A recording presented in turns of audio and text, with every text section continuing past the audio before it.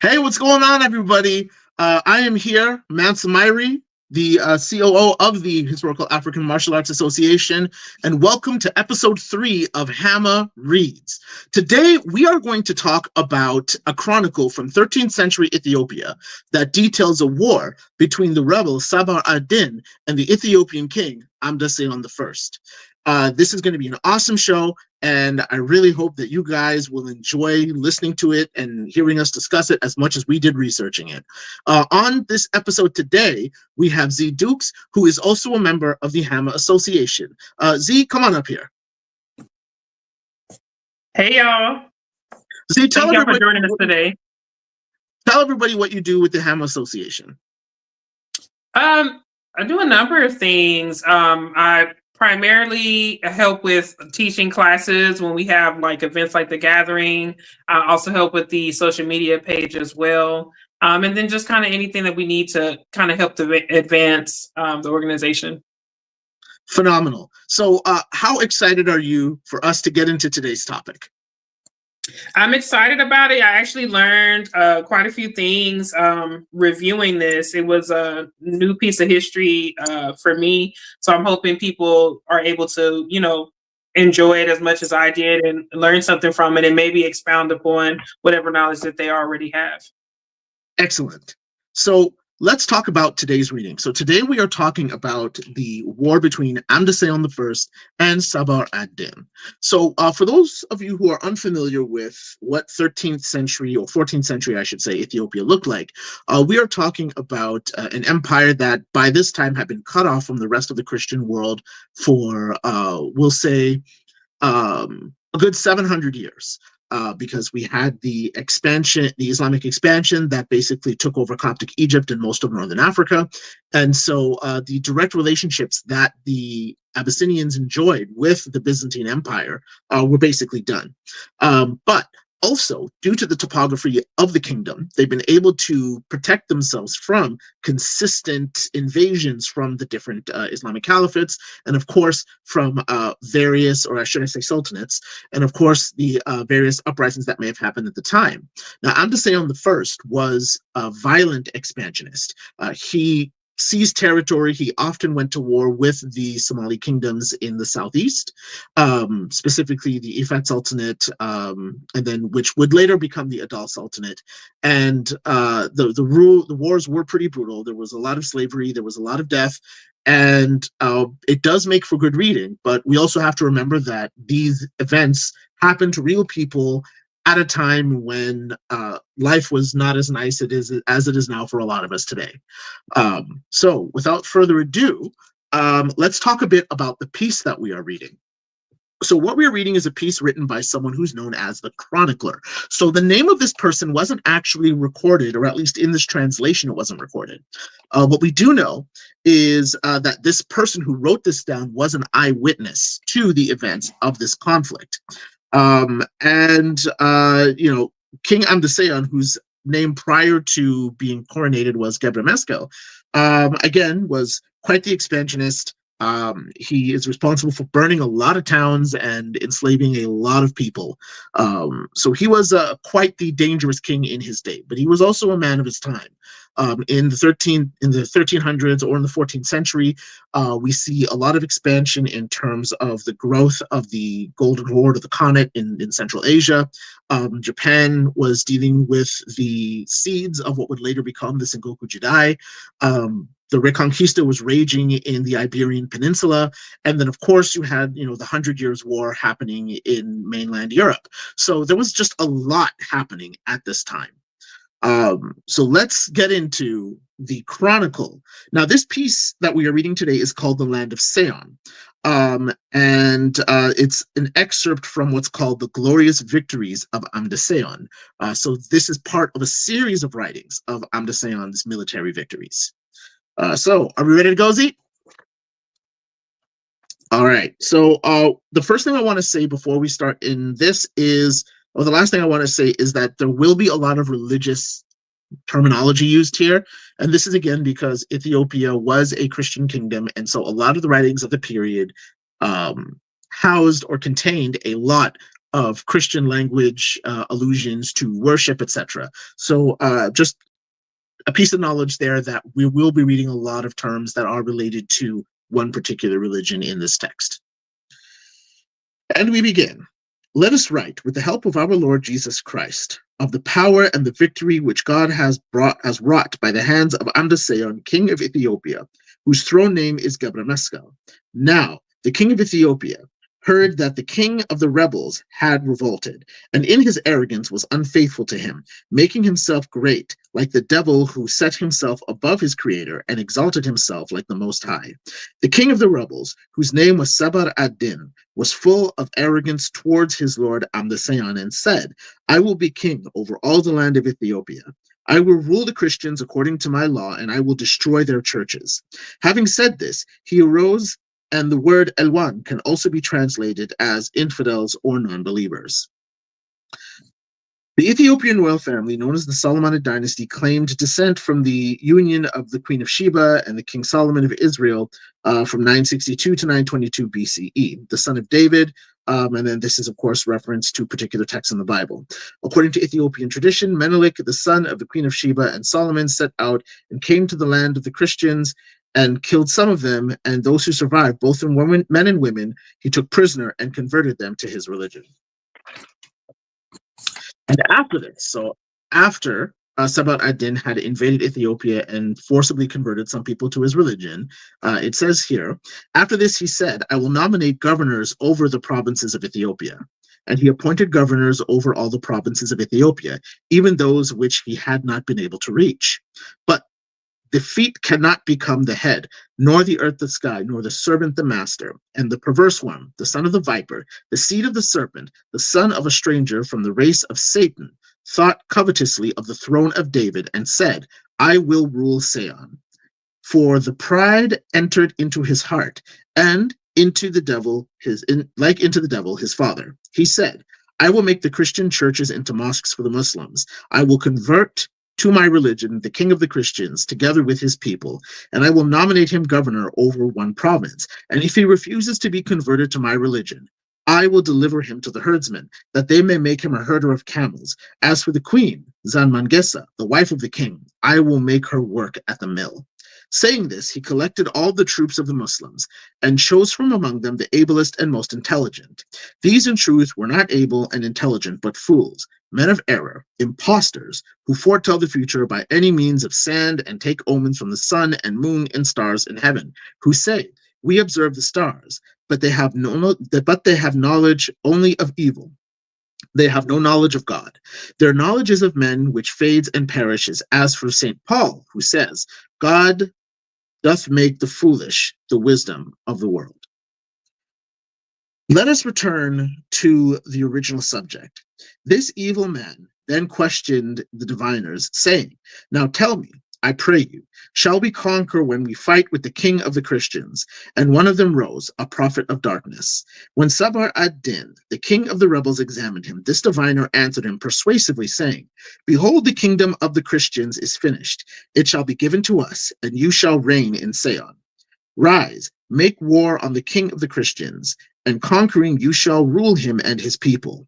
And all of the diviners said likewise. So the rebel king sent to the lands of the Muslims and called together his troops and formed them into 3 divisions. One division set out for the land of Amhara, the other set out for the land of Angot, and he himself prepared for war to invade Shoa, where the king was. The slave of slaves against the prince of princes, the tail of the dog against the head of the lion, trusting with false prediction that the Christian kingdom would come to an end.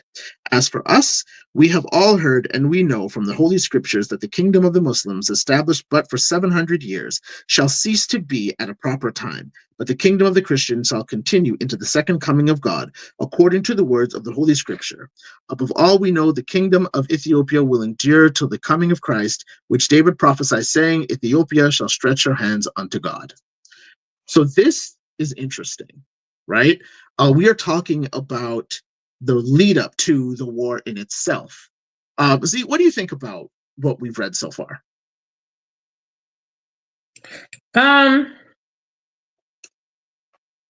First, I want to say, if there's at any point I give an opinion that is solely my opinion in terms of religion. Like HAMAA's goal is about education.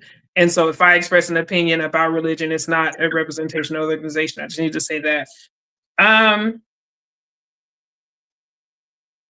didn't really have any feedback or thoughts about what was read so far. It kind of is, to me, a mirror to like humanity and something that we can learn from, because we always see circumstances where someone will say that they are leading with their religion or for their God, and it sometimes turns out to be a thing more about conquest. So from what you read, that's kind of all that came to mind for me, is that the innocent people who are caught in the middle of it, and if their intentions truly were about the God that they say that they worship. Well, absolutely. I think that what I pull from this is a really interesting lesson in rhetoric, right? Because we have a question of the victor writing the story. If Seyon had lost this war, then perhaps the way they wrote this would have been a little bit different, right? There's this part where he talks about him like the son of Satan and the tail of the dog and the slave of slaves, really driving home how much they did not like this man. But I also think what's interesting is the part where he calls out the belief or makes the claim that they were using diviners, because in Abrahamic faiths, using diviners is taboo, regardless if you're Jewish, Christian, or Muslim. And so by saying that they are using diviners and that they are saying that they are truly speaking for the God that they worship, and then juxtaposing that with the use of diviners is, in my mind, a way for the person who wrote this to further villainize the people who rose up against the king. Yeah, there's an old quote. I can't think of who coined it, but it's like, whoever is the winner of the war tells history. And so that's why it's always important to check more than one source. Like, of course, it's appreciative to be able to have this information because we can use it to reference, what happened in the time. And we do that with, for example, martial arts. When we look at some of the art, or we look at people's perception of, like, when they come to meet a new group of people they haven't met before, and they write about what they look like. And sometimes they are biased, but you have to be able to look through that information and get the parts out of it that are factual, and take it as a piece of history, and hopefully use it so that we don't repeat the same flaws or sins as those who have come before us. Absolutely. Absolutely. I agree 100%. You ready to jump into the next part? Sure. I believe this is all yours.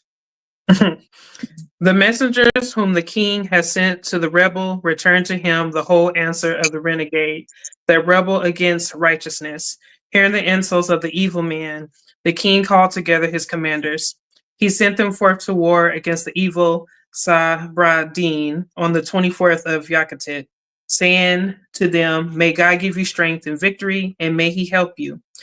And they fought with him and forced him out of residence, and he fled before them. And they defeated him through the power of God, and they pursued him till sunset.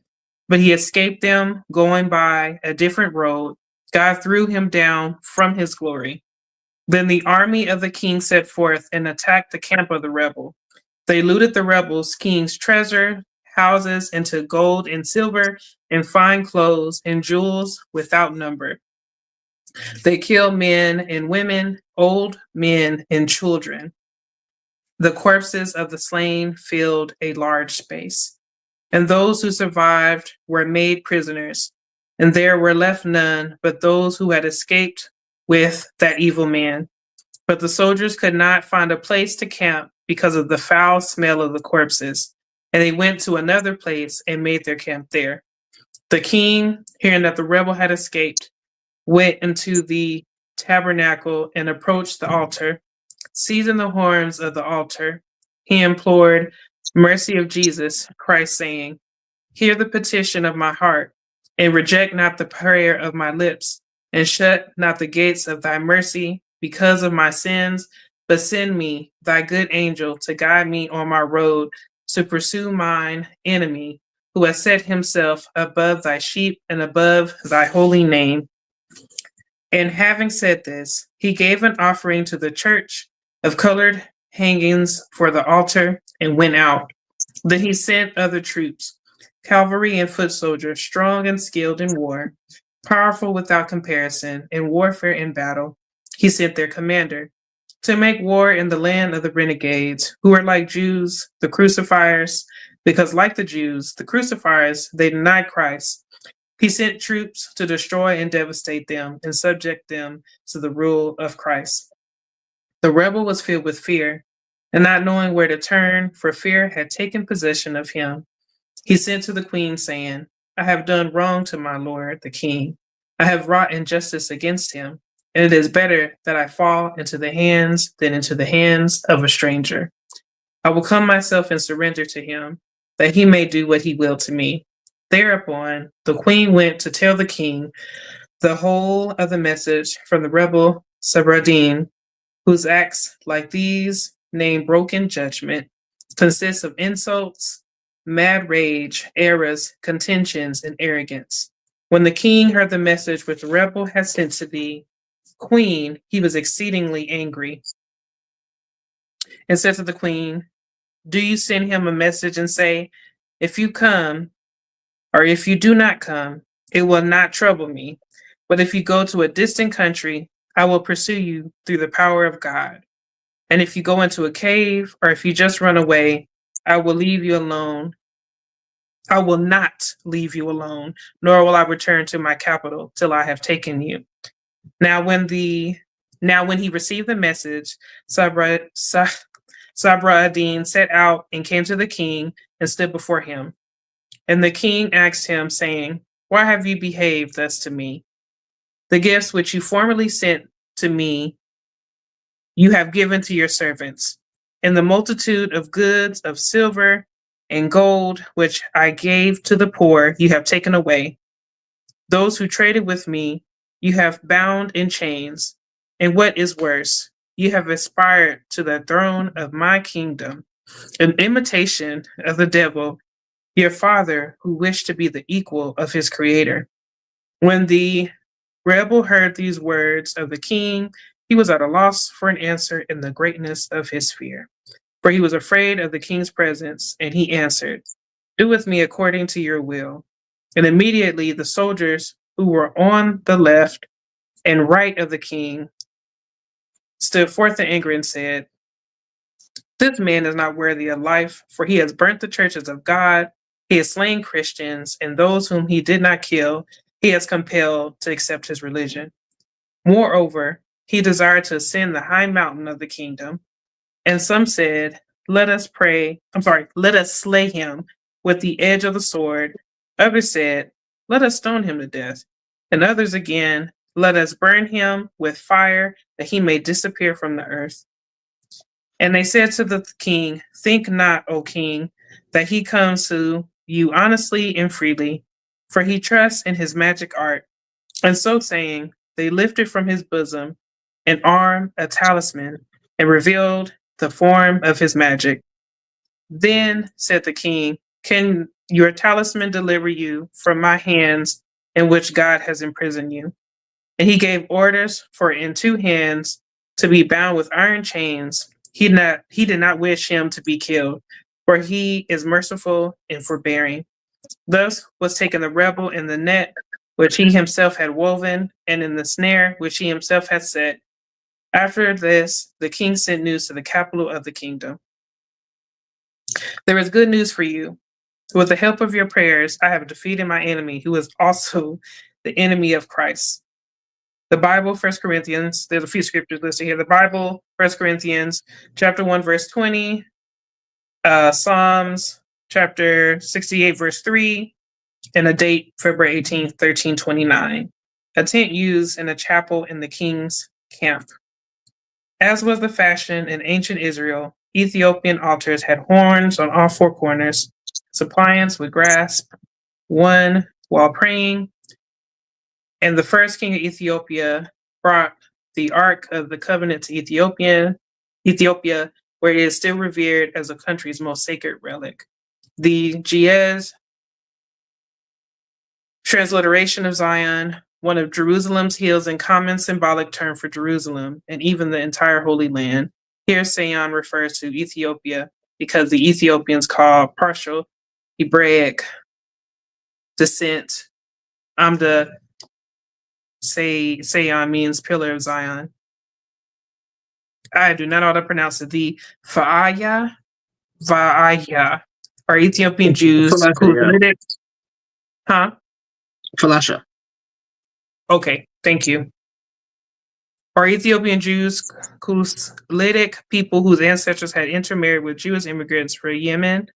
They are termed crucifiers here because of the notion that the Jews were responsible for Jesus' crucifixion.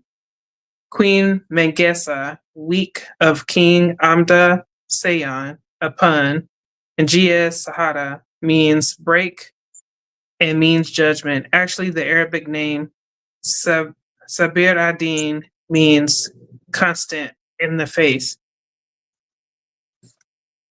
Yep, there we go. So we've been through the gone through the footnotes and through the end of the text. So it's interesting to me, and please share your thoughts on this. It's interesting to me that in one breath they talk about how they had absolutely no mercy for the women, the children, the elderly, the slave, the free, the donkeys, the lizards. Everybody got wiped out after they attacked that camp and after they attacked all the different towns where they pursued him. But then they're like, but the king is so merciful and so forbearing. To me, that feels like any kind of propaganda you might read about a dear leader of insert country here. What do you think? I think what bothered me, but what can also kind of hold a mirror to yourself, when the so-called rebel was rebelling against the king in Christianity, he felt so very strongly about it, as if it was a circumstance where it was like a necessity, that it was almost like it was done for the greater good. But then when he could no longer stand behind the soldiers he sent to war and the people who were helping to defend whatever, he said that he stood on, and he was concerned about his life, then it became a circumstance of him wanting forgiveness and wanting to now honor Christianity and the king and his God. And it shows you how, not finicky isn't the right word, that isn't the best word to use, but it kind of shows you that as people we get a choice in terms of how we want to live our life and how we honor our neighbor. Because if it was of such value to you and it meant that much and it was about morals, then it wouldn't have been a circumstance where you would have changed your mind when you became fearful. When you truly believe in something, it should hold so much. And I'm not saying that humans can't have, human emotions like fear or even anger or hate, but it's important that we have a set of values that we stand by that mean so much to us and guide us through life, because of the value and the morale that they have. And it should be the basis of like our law, our religion is that morale. Not to say that I expect people to go out here and be like, I'll die for what I believe in. But it should mean something. If it doesn't, then we must then question if what we say we believe in actually holds value, or are we doing something with false intentions? Like, is it that you really wanted the land, that you really wanted control, that you were just jealous of another person? And from a religious or spiritual standpoint, if you look at a number of different spiritual systems, everyone kind of talks about this perspective of how human beings have to control their flesh or control themselves and use their God to kind of help them, keep them in line in terms of how they should live and exist, which I think was interesting with this, reading this as well, because there was discussions about Jesus, for example, being, is he of one nature or is he of two, a spirit and flesh? And I think regardless of what our beliefs are, there is doctrine that basically supports this idea that everything that we do, we should lead with a certain morale, if that's what we say that we live by. And it's not necessarily about controlling other people, but what is it that you say that you believe in, and what are you going to do and show that you're committed to said belief? Yeah, I agree. I think what's interesting is how they painted him in this writing. I would really love to see what the modern day Somalis have in terms of what texts were written about that particular event. Because sort of to put things, I guess, into context, right? The Ifat Sultanate and Sabar ad-Din were ruled or dominated by the Ethiopians at this time. And Sabar ad-Din he wasn't just invading Abyssinia, Ethiopia, Aksum, whatever you want to call it. He wasn't invading for no reason. He was invading because their people had been enslaved. He was invading because their lands were being plundered. He was invading because he had to pay. And there was even a reference in the text by the king basically talking about all the gifts that he had been given and why he gave them to his men and why he did this, that, and the other thing, because I think he was rebelling against real oppression. And instead of it being and I think to a degree he used religion as a tool to galvanize his forces against the Ethiopians and to make war on them and what have you. And then, of course, having lost that war, having lost that battle, or the conflict in general, because the text itself doesn't really say much about what happened to the other two armies, but I'm going to assume that they were defeated. It turns it into a holy war to make the king look so good and so righteous and so holy and merciful. And in the face of this devilish tale of a dog who decided to rise up against the lion. And it makes me think a lot about the way that even in today's media, today's conversations in history, how we tend to paint freedom movements, or how we tend to paint different ethnic groups of people who are actually resisting real oppression, and who may use religion as a tool to unify their people behind a message. And maybe Sabar ad-Din giving himself up would have been him giving himself up to protect the rest of his country from being ravaged. Because the king himself said, I will find you everywhere. I will search every doghouse, outhouse, smokehouse, chicken house. I will search everywhere, and I will try to find you wherever you hide. And he will destroy anybody who harbors him, who helps him, who feeds him, who gives him a piece of injera. Right? And so maybe Sabar ad-Din was giving himself up to prevent further destruction to his people.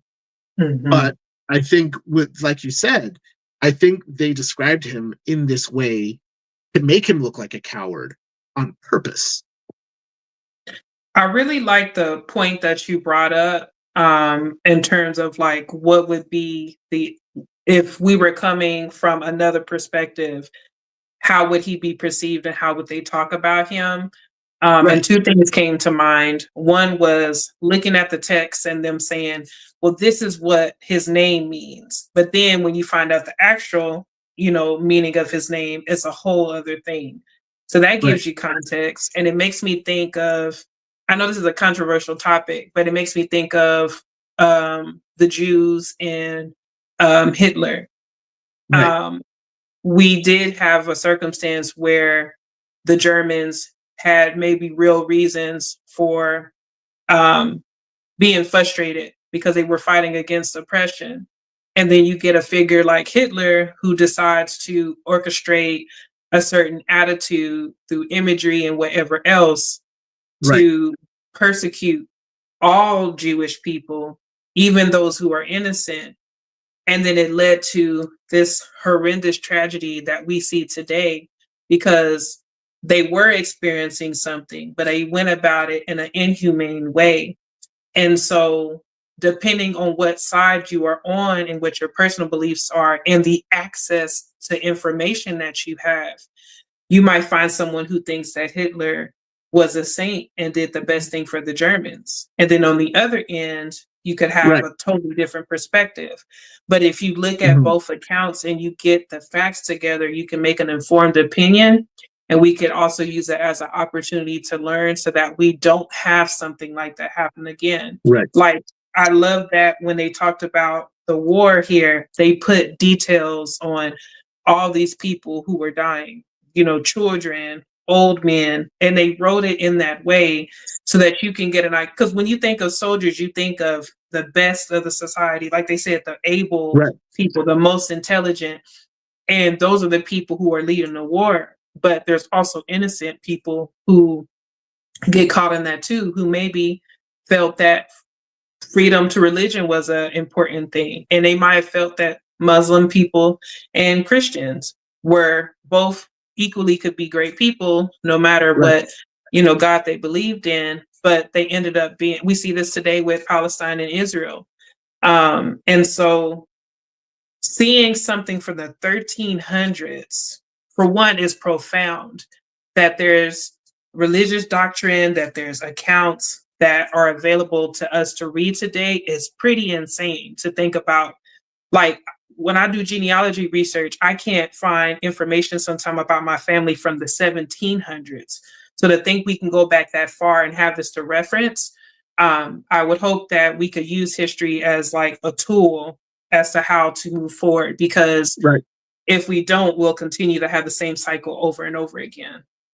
Well, absolutely. And I mean, going to your previous point about the conversations of, not to invoke Godwin's law, but Germany in the 1930s and the 1940s, um, evil mustache man, um, he he for his nefarious ends, he seized on very real frustrations from a group of people about treaties and arguments and decisions that were made, that put them in a terrible economic position. And he took those frustrations and directed them at a group of people who essentially did not really have that kind of power in that society. And it wasn't just one group of people, it was lots of people. I think one thing we forget is that, as bad as we think those events were, they were much worse. Considering that there were 12 million people who were brought to the various locations in that time. And those were all different groups of people that government thought was undesirable. And they used their fervor, or even some old, deep-seated religious dislikes. Like, even if you read the text itself, they use the accusation of blood libel in this text. And this, of course, is also coming on the heels of, what was it, 800 years before, when the Himyarites were nearly wiped out by the Ethiopians for crimes against Christians. And instead of turning it into focusing on it as a political issue, they decided to take all of their frustrations about, the way that they were disempowered in the 500s, and use it as an excuse to do far too much. And I think understanding rhetoric, especially as they write it back then and as they write it now, helps us identify prejudices that are held by the people who are doing the writing. I think it also helps us identify some of the deep-seated or long-lasting issues that may have existed at the time as well, and also how those frustrations get turned into action, and not always for the best reasons, right? Mm-hmm. And so I think the way that, because really what was written in that text, especially about the way that they talked about the Jewish community in this text, was very anti-Semitic. And I think it's important to identify that even in those historical writings. Absolutely. I also think that the heavy reliance on the religious imagery is also connected to the fact that the king sees himself as ruling by divine right. And so if the king goes to war and the king wins this war, especially against people of another religion, then according to the people of that time, their view is God is with our king. And therefore, whatever he does in the name of protecting our nation, whatever he does in the name of defending the faith is okay, regardless of how horrible that thing is. And I think understanding that people in those times were so easily manipulated by that kind of rhetoric can help us better understand the way that people are manipulated by that same type of rhetoric today. Mhm. I think it's cool too to think about, like, with reading this, they acknowledged how Egypt, the change between religions from being Muslim and Christian, and going back and forth. And if you think about that, because like today we have social media, like we Right, have this way of exchanging information that is entirely different from this time period. So if you think about that exchange of information and think about how the type of rhetoric, as you say, and tools one had to implement, and also using violence, literally using those tools to allow to like make people convert. Like, if you think about that today, that is insane. If you're just sitting here, let's say if you identify as a Christian or a Muslim, and someone right, coming in and choosing violence to say, well, now that you're a Christian, you need to be, the latter. um it's just such a bizarre perspective existing as a person today. But it's also interesting to me, and what's kind of cool but not cool, is when you see a country, a group of people, whatever you may say, who change their religion because of the conquest in the area, and then we can look at so many hundreds of years later and see that that right. group of people is still practicing that religion. Is It kind of should show you how powerful humanity can be, and how much, like, the choices that we make can literally affect society. Like, sometimes we get into this mindset of, well, what I do in my house doesn't bother you, or what I do here doesn't. But if Right. we support people who come with these particular ideas that could be harmful to others, we could create the next Hitler. We could create the next, whatever, and it end up being the new way of living for people. Like, we talk about slavery, right? And today, Right. if you were to ask a person, most people would be against slavery. But even here, as much as they talk about God, when they would take over another group of people or a country in the name of themselves and their God, um, people would have to kind of adopt this new way of living just because they were forced upon them. Right.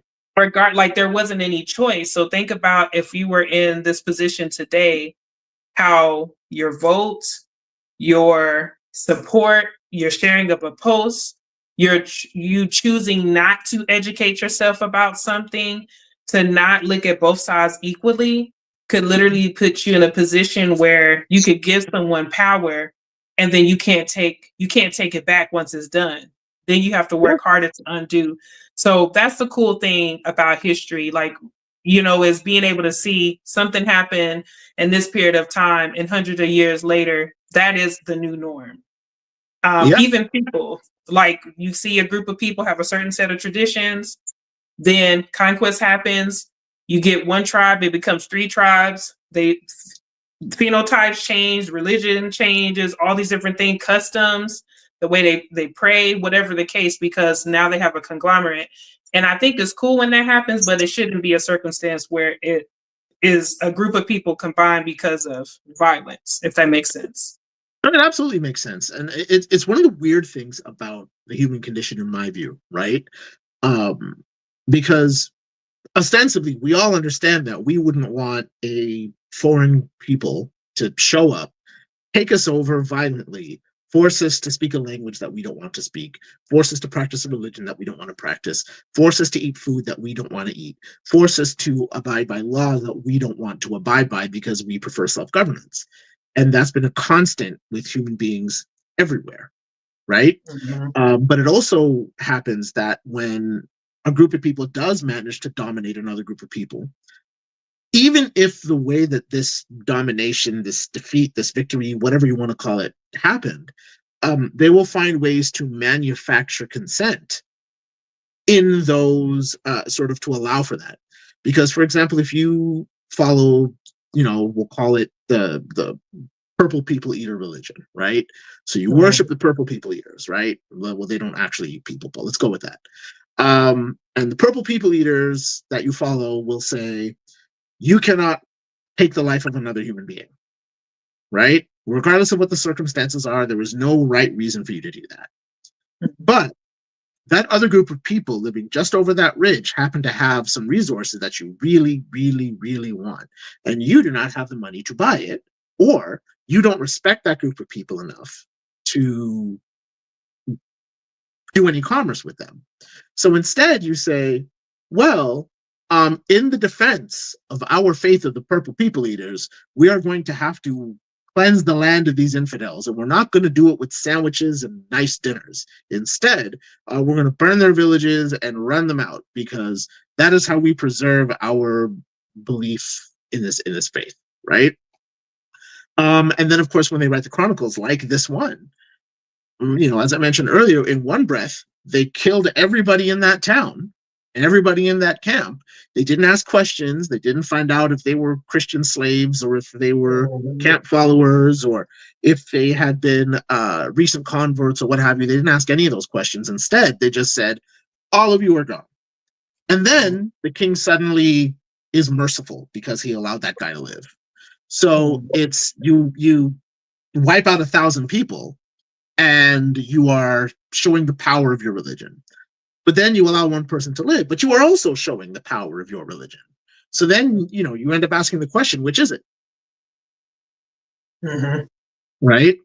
And I think that analyzing that text, I think that is the value of this particular text, because that allows us to ask those questions if we can separate ourselves from the religious rhetoric and understand that even though this person was an eyewitness, this was an eyewitness who worked for the king. So he's not going to write things that make the king look bad. Right? He could risk his life in doing so too, to be honest. Pardon? He could risk his life in doing so. Like if he decided to write, as an eyewitness, write it out in a way that the king didn't find favorable. I mean, it's a potential he could have lost his life too. And those are things we have to consider as well. Absolutely. Absolutely. And not just his life, but maybe his family, maybe his village. Maybe he's from an ethnic group that was recently conquered. And they're already on thin ice with this particular monarch who clearly has a very short fuse. Right? It's just like everything they wrote about Sabr ad-Din just made him look like the most cowardly, the most unfaithful, the most treacherous. Like the fact that he, for example, would beg the queen for mercy instead of going to the king directly. The idea that he ran away and hid and wasn't regrouping his forces or didn't go to join his northern army or his southern army. He just ran away. And those other two armies just disappeared. And the way they want to portray him as arrogant, saying, well, I'm going to make you governor of this land, and I'm going to make you governor of this land, and I'm going to make you governor of this land, despite the fact that he didn't actually have any of that land. He still had a war to win, right? And then he just kind of disappears at the end of the text. We don't know what happened to him. We don't know what they did with him. All we know is that they chained him up, right?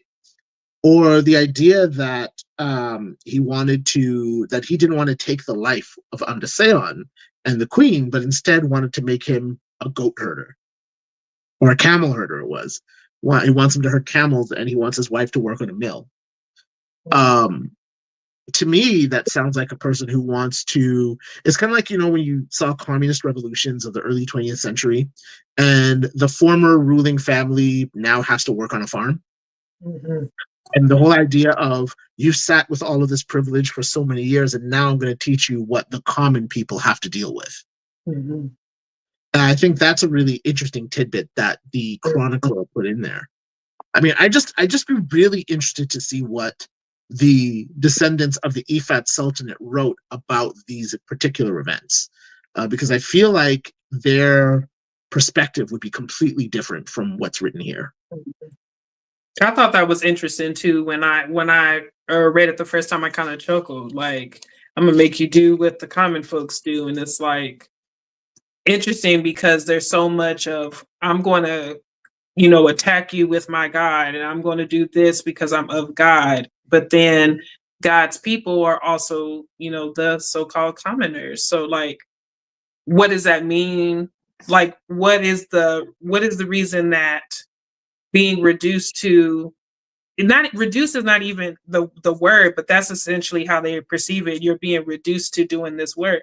But does when you read something like the Bible, a lot of the people in the Bible were just common people who tended Yep. to the land and had goats and, you know, like the whole term of enjoy the fruits of your labor. Like, why is that a negative thing? Are you saying that you believe that being in a position of higher power where you can force other people to do that labor for you is, godly? But then there was text in here where he would say, oh, you're the devil for making yourself equal to God, but then at the same time kind of condemn someone. At least that's how I read it. I might be alone in that opinion.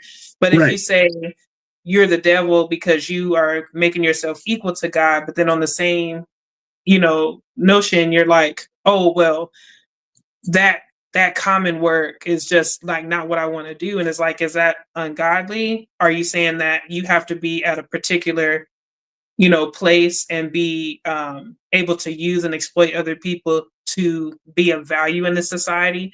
And Right. is that putting yourself to a certain standard? Are you treating yourself like God? So the labels that we use and the language that we use is so important because I won't make it political, but I will say sometimes people get stuck with the slogan. You know what I mean? Like, you make a good slogan, you make a nice poster, whatever the case, and we can kind of get stuck into that. And there's always a lot more to be added to the discussion and to evaluate. Um, when you look at this and just reading this text, was there any other thoughts you had just about it in relation to like the knowledge that you have about Ethiopia and the war or just the country today? Well, I think what I got out of it, in terms of looking at Ethiopian history in general, is that in many cases, Ethiopia is one of the exceptions, um, for how well documented their history is. Mhm. Like they, like the ancient Egyptians before them, and like many of the Islamic states in the north of Africa, and like the Somalis of the Horn, they wrote down a lot. Like the amount of information, the amount of chronicles that they wrote down. This is sort of like almost like a pinhole looking into just this vastness of knowledge, because this text itself is part of a larger chronicle about this king's life, right? And so there's just so much that we could learn from reading this king's entire history. But I also think that this kind of translation for this little bit of information exposes what I like to call the wall of not like the linguistic bias.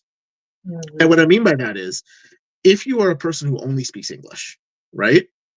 And nobody who speaks this other language has the ability to translate this for you, these are things you would never know. Like there are things that by virtue of the language that you speak, you will just never know.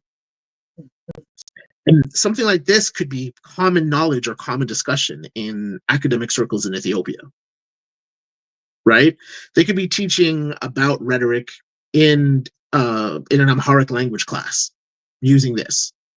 But for us, from the English speaking world, having access to this is blows the lid off a lot of things that we just didn't know because we just don't speak the language. And in terms of that connecting to our understanding of Ethiopian culture, I think it helps identify the gaps that Western narratives of African history have when we take a look at these things, right? Because I mean, how many times have you been online and heard people say Africa has no history? Or how many conversations have you been in where somebody has said Africans didn't write things down, or Africa doesn't have any real uh, history that contributes to the status of the world? But the fact that the Ethiopians defeated, to put this all in context, Amda Seyon sowing the seeds for the destruction of the Ifat Sultanate, sowed the seeds for the rise of the Adal Sultanate, which almost took over Ethiopia in an Ottoman-Ethiopian alliance, but which also strengthened the ties of the various Somali sultanates with the rest of the Islamic world, giving them the ability, not 200 years later, to be the only African kingdoms in the world to defeat a European army at sea, right? And had they not been pushed to have these better relations with people like the Ottomans, right? Would they have had the ships and the cannons and the training and the fortresses to defeat the Portuguese at the Battle of Barua, or to liberate the east coast of Africa from Portuguese rule? Would they have had the ability to push the Portuguese all the way back to Goa, and force them to sort of have a smaller place within the Indian Ocean trade network? I mean, that's kind of the sort of the bit and piece, right? The bits and pieces. It's like these things happen, and then they lead to all of these other things happening. Even the question of the Islamic expansion, cutting Ethiopia off from the Romans, right? And what I also think is interesting, going back to some of the things that have been said here when they dropped that whole blood libel thing, is that they were very quick to point the fingers at the Jewish population for crucifying Jesus, right? But because they had an alliance with the Romans, they didn't want to point the finger at the Romans, who were the ones who actually did the crucifying, right? So, and it's this whole idea of just pointing these fingers and sort of seeing the foundations of, or the political motivations behind certain perspectives on why certain things ended up happening. I appreciate you giving additional like historical context, and kind of showing how these things are connected, and also like shedding a light on the importance of understanding one's culture, and how important language can be. We see that at least, like, for example, with the Bible, if you read the Bible and from Hebrew texts, there's certain things that are going to be a little bit different when it's translated to English, or understanding the context of what life was like in that time frame, and customs and things that people had. You're going to look at the Bible in a different way, because you're looking at it from the perspective of it being a cultural thing. Like, if I was living in this time and of the same people, how does this change? Also too, from a martial arts standpoint, when I started training in HAMAA, it was just about fitness and like doing something cool. Like, I watched Blade when I was a kid and absolutely loved it, and had no knowledge of African martial arts, and then got an opportunity and started doing it, and it opened up this whole world of all this information that was available. And so now that it's been a few years, looking like and digging into it more, a lot of the understanding that we have about the arts is from nations like Ethiopia, going and having text for us to read, or art for us to read, and researching how they live. Like, if you look at someone has a pole arm, thinking about, oh, okay, well, how did people fish for food? Or, oh, they have this type of material available in their area, so they had to make their weapons out of copper, or they had brass, or, oh, it was really hot where they were, so they couldn't wear this type of armor, so they had to have this. So like the more you understand about one's culture and the resources they had available, the conflict. Sometimes you see weapons that are created based on two groups of people combining together. It's like, well, the sword was shaped this way, but then they grouped with this group of people, and now it changed the sword. Or like you were talking about, Ethiopia setting alliances. Sometimes in doing that as well, you got to see all kinds of things, that came from that, whether it was winning a war for, independence, or saving yourself for the day or a few months, or weaponry, or access to guns. I mean, so many different things. Like if we went over it, it'd be in more detail. But I think it's great that you brought that up, because it's important anytime you are celebrating anything in anyone's culture. It's important to have more and more understanding about it, because then it changes your attitude. Like you might go into something blindly and have an attitude or opinion about it because you don't know what their lifestyle was like and everything that they went through. But if you learn more about that, then it will kind of change your viewpoint and humble you a bit. And also, I feel like it changes how you experience other people. Like you talked about folks not always knowing things about African history in general. Like I remember someone told me, oh, I didn't know Egypt was a part of Africa. You get people who don't even think about Africa as a continent. And I remember I used to be so frustrated, like how could you not? But then when you think about the information that's presented to them, it humbles you a bit and you have more empathy. And then at that point, what we should all do as people, if we're able to, is say, well, if I feel strong about something, where's the opportunity where I can learn more and I could, provide information to somebody else, just a little bit, that you may have. And that's how Mhm. we get through things like the isms, the discrimination, of the world. 100%. So when you said that, it just made me think about all those things. Well, thank you. That's a really great take, and I think at this point we've sort of reached the end of the live. So I want to encourage everybody to follow us next week at 8 p.m. Eastern Standard Time, where we will be looking at the last of our texts. So hopefully you guys will come through, and we will have an awesome time. Also, don't forget, if you're in the Toronto area, we have our event, Day of the Knife, coming up. Do check that out on Eventbrite. Thank you, Z, for coming through. Thank you guys for staying with us. This will be available on YouTube to watch later if you ended up missing it live. And of course, if you have any questions, don't hesitate to let us know. With that, we'll put an end to today's episode of HAMAA Reads. Please take care of yourselves and each other. We love you all.